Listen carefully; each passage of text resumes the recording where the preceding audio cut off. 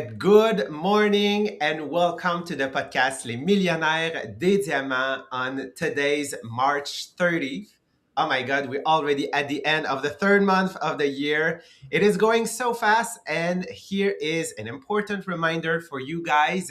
If you didn't look at the calendar, on April 11th, it will be our next conference. So if you guys haven't registered yet, really important to go on our Facebook group and go click on the link in the announcement section where you can register or copy the link that is in the bottom of the screen to get access to all of our three conferences that will take place this year in 2026. So in 2 weeks exactly, it will be the conference, the discipline code. So go there and register. So we already choose the subject. It's going to be an amazing conference. So we can't wait to see you. So I'm going to bring back Sylvain a little bit later. He's going to share with you a stories today about the subject that we've been covering in the past few podcasts. So Sylvain, see you in a few minutes. Okay. So, before we get into our subject, I want to get back a little bit on what we've covered last week because it's related to what we're covering today. So, we've understand the science of connection. Okay, so we saw how communication is not just an exchange of word; it's really a questions of biology. Okay, so if you remember, okay, the searcher, okay, they did an experiment with people. They showed them like some movie clip, okay, without any sounds or subtitle at all, and they asked people after that to be in group and to discuss. And what they realized is actually when people were starting to connect and understand each other, their brain biologically literally align. Okay, so this is what we call the neural training. So we train, okay, to be aligned. And what we've discovered is that there were two types of people. There was the myth of the alpha leader. So the one that actually, okay, give order and take all the space. Unfortunately, those leaders are the ones who create the least synchronization into their team. And we found out also that there were in certain type of group super communicator. So those people are the ones that have the most influence because they were asking much more questions, like 10 to 20 times more questions, and they were not afraid to admit that they didn't know everything or that they were wrong. So they were creating space. So actually, that principle is what we call the matching principle. So to connect, you have to adjust to each other. But the question we need to ask ourselves, adjust to what exactly? Well, this will be what we want to talk today. So we want not just to, we don't want just, mon Dieu, just to adjust. It sounds weird. We don't just adjust to the tone and the voice of people. We really want to adjust to what we call their mindset. So today's I want to cover with you what are those three mindsets. So becoming a super communicator is more than just listening to word. It's important to understand that each discussion, okay, activates different neural network in our brain. And today we are going to understand where it takes place and how it influences the answer that we are giving to people. So let's say that your interlocutor is on an emotional frequency and you're answering with a convenient frequency. It's like trying to plug an European plug into an American wall. It just won't work. Okay, we don't work on the same system. So always get that keep that image into your brain. So like you're going into vacation and you forgot like to bring an adapter, okay? And you try to plug your American one into a European one. It just doesn't work, okay? So we need to fit, we need to adapt, we need to adjust. So we need to have that transition just to be sure that we understand the person in front of us. So here are the three mindsets. The first mindset is the decision making mindset. It answers the question, what is this really about? Okay, so what is happening when we have that type of discussion? Okay, so into our brain, okay, we activate what we call the forehead control network. So this one, okay, is actually in the front of your head. Okay, so this is what we call the prefrontal cortex. Okay, so this type of discussion is where sits the executive function.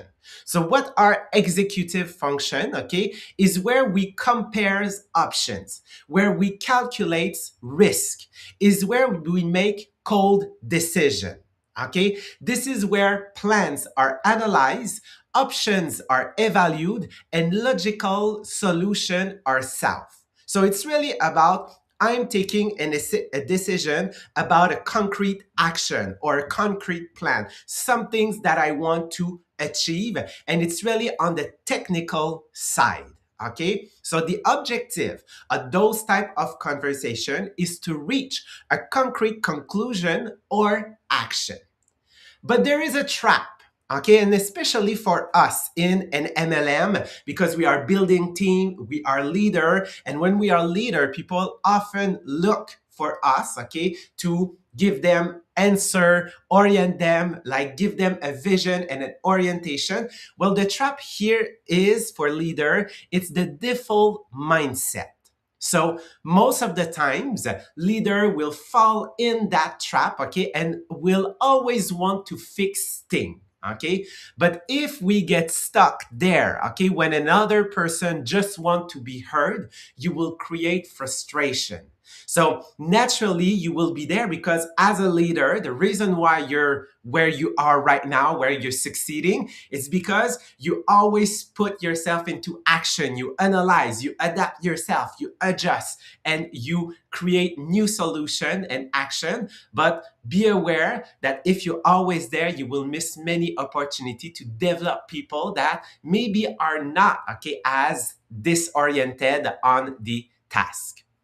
So let's just think of like your spouse, okay, tells you about a problem and you respond with a logical solution. Well, you are in the front, okay, of your brain, and actually she is not. So it will be hard, okay, to find a solution. So this is the first mindset. The second mindset is what we call the emotional mindset. It's the how, okay? The key question is how do we feel? Okay, so what is happening now into your brain? Well, now we will go in the opposite side of our brain. So all of the logical part is in the front of your brain, the front of your head, but everything related to emotion is at the back of your brain. This is the amygdala. Okay, so the amygdala is the part of your brain that manage fear and reaction, and the hippocampus that manage empathy and your bodily sensation. Those area, okay, are related and connected to emotions and memories. Okay, they are so those two part of your brain are solicited in the emotional mindset. So what is the objective, okay, of the emotional mindset? This is where we're not looking for a solution. We are looking for empathy, validation, and support. Okay, so we are looking to be acknowledged. Okay, so this is where we want to know if the other person understands our vulnerability.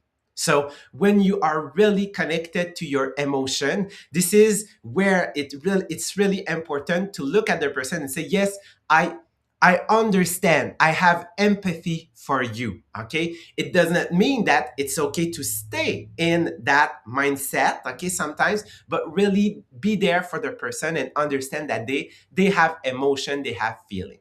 So in this state, the brain does not look for facts. Okay. He's looking for what we call psychological security. So if someone is in an emotional mode, okay, the prefrontal cortex that is related to the logic is partially disconnected, okay, by the intensity of our feeling. So if you get to somebody that is in an emotional mindset at the moment and you get there as a leader and give them an advice related to the logical part, what is happening is that it will be perceived by the person as an aggression and an invalidation of what they are feeling. Like, it's not okay for you to feel sad or to feel this way. Change your mindset. So it will be seen as an aggression, and it's hard after that to create and build a relationship.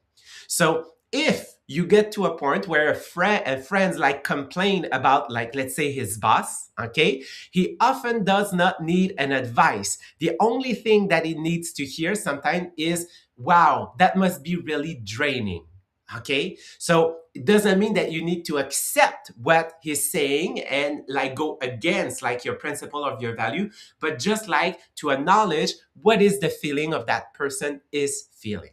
So that emotional mindset is really important for leader because this is where you build loyalty. Okay, validating the emotion, let's say, of a new recruit, okay, who is afraid to, let's say, do their first life, is like actually reassuring that person. And this is where you will build loyalty because the person will understand that you're not just there for numbers, but you're there to understand and acknowledge how they feel and then like show them where they can build their business.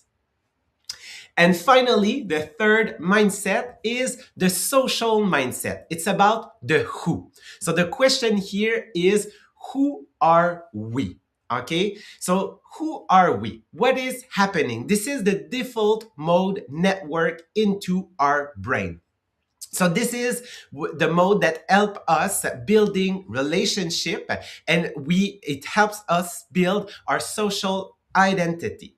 So the mindset, okay, here respond to what we call the ancestral need for survival. So it's really related to the tribe. Okay, this is something also that we've talked in our last book. So the brain here, okay, asks itself, am I respected? What is my place in this team? Okay, so this is where prejudice, value, and social norm are addressed. And the author, okay, says that if you ignore that network and that mindset, you will miss the majority of what is actually playing out in a room and in the places. So to understand, okay, the objective of that mindset is to understand how we are perceived by others and how our identity as a parent, as an entrepreneur, as a team member will influence our discussion. And there is an interesting statistic here that says that 70% of our conversation are in social nature. So we talk about our relationship, our place in our group, and our value. Okay, so this is where, okay, those type of discussion, this is where you will create team culture. It's not about what we sell, but really about who we are as a community. And this is always what differentiates like our organization in our business. We talk about what we can do with our mission and our community. So those are the three type of mindset. But what is important for us to understand is that when you're having a discussion with somebody, is just not just exclusively one discussion or another. They will actually be interconnected. Okay, so in one conversation, you can have the three. So just to give you an example before Sylvain share you and illustrate that with a story. Let's say you're having a discussion with a friend that is having a problem at work. So you will start the discussion. So he start to explain you the technical fact and like all of the things that is happening, and you actually help him think of practical solutions. So now you are in the decision making mindset. But suddenly, the voice of your friend is changing. He admits that he feels stressed and that he's afraid of not being good enough. There, your brain has to pivot. Okay, so you stop looking for solution, but you enter in the empathy mode and you say to him, I understand your fear. It's a big responsibility. You're now in the emotional mindset. And the conversation ends up being about the perception of his colleague. So, do they see me as a leader? So, here now is where you can pivot on the social mindset and you talk about identity within the company. So the secret of super communicator, as you will see with the story of Sylvain, okay, is how to detect these slips. Okay, so not just to be stuck in a solution mode, but really, okay, understanding how you can match that person in front of you and align with their mindset. So, Sylvain, I'll let you share like a story that illustrate those three principles. Yes, we have a great story in the book. So this is the story of Jim Lawler. So he is a guy. He's looking for having sense for his life. He's looking for a purpose. Okay, so he said, okay, what can I do? And he decided, okay, I want to join the CIA, the intelligence agency. So they have they're looking for.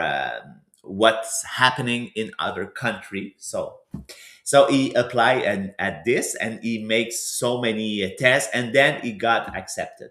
So now he is beginning his career and he was terrible. Okay, he was not good because he knew it himself. Because it's difficult because you have to meet people in Europe and he have to connect with them, and he tries to go to diplomatic parties to meet people from other country. He meet people at bars.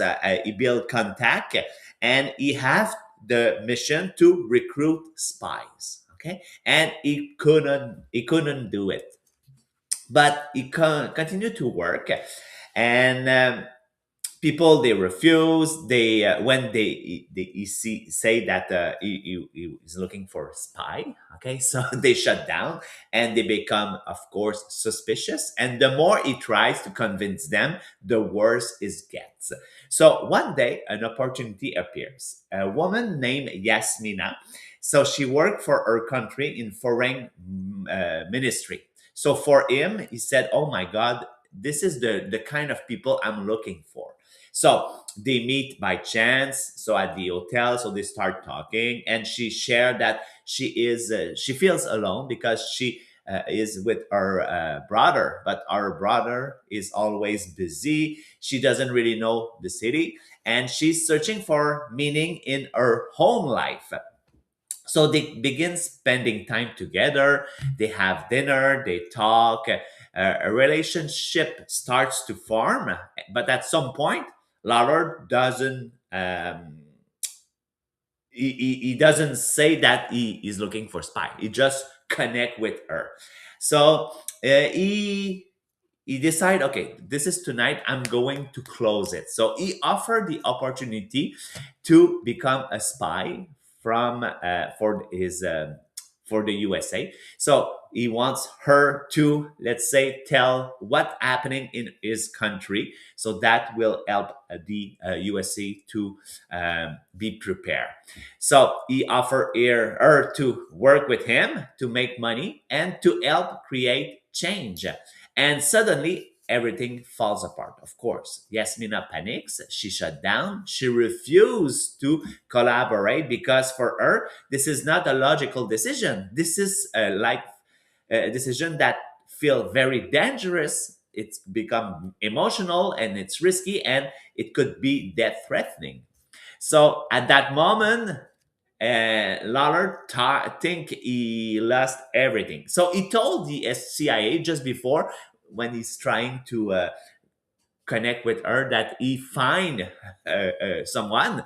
But when he returned there and he say, oh, she doesn't want to, so they say, you know what, you told us that you find one spy, so we need results. Okay, so it doesn't work. Okay, so now your credibility is in danger. Okay, we have to have that spy. So he think, Lawler, that he lost everything. So he decide, okay, I'm gonna try another last thing. So one final dinner, and during that dinner, he had a moment of clarity. He remembered something from his past. So before the CIA, he was a steel salesman, and he was terrible at that too. Okay, but one day, after a month of failure, he meets a client. He presents the product. She listened politely, but then she started talking about her life, and she shared some struggle. Okay, so she said that it's very difficult balancing work and motherhood, feeling like she's constantly letting someone down, and she is feeling that she was not enough. And him, so he listened and he doesn't know what to say. So instead of trying to impress her, he does something simple. So he become honest and he talks about himself. He talk about his father. He talk about the frustration he live, and about the insecurity about his job as a salesman. And for the first time, he's not selling. He is connecting with that lady. So she doesn't buy anything that day. But 2 months later, she called him back and placed a large order. Why? She tells him, I feel like we have a connection.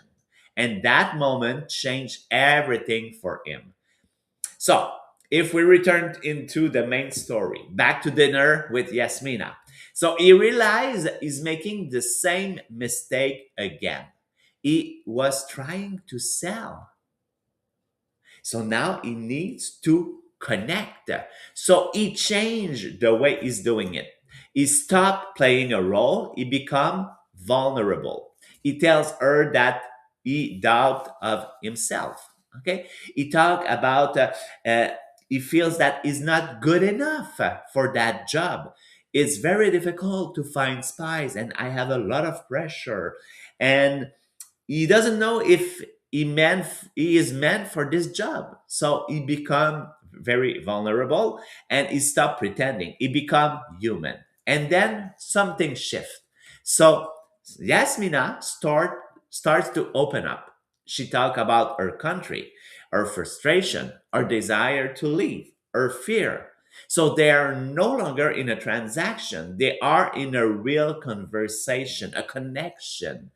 And at the end, she said, okay, yes, I'm going to do it. Not because he convinced her, but because she trusts him. And she goes on to become one of the CIA best source for years. And he became one of the best in recruitment for the CIA. So, as we see, okay, so what really happened is that at the beginning, they had the practical conversation. Okay, so Lawler was in a solution mode. He offered the opportunity and he was trying to be logic, but Yasmina was somewhere else. She was more in the emotional conversation. She said, I'm trying to find a purpose in my life. Okay, my country could be dangerous. Okay, so she was experiencing frustration, doubt, internal conflicts, but she was not matching that, so he failed. Okay, so the turning point, so he matched when he became vulnerable. He entered the same conversation as her. So emotion with emotion, truth with truth. So that's when connection happens.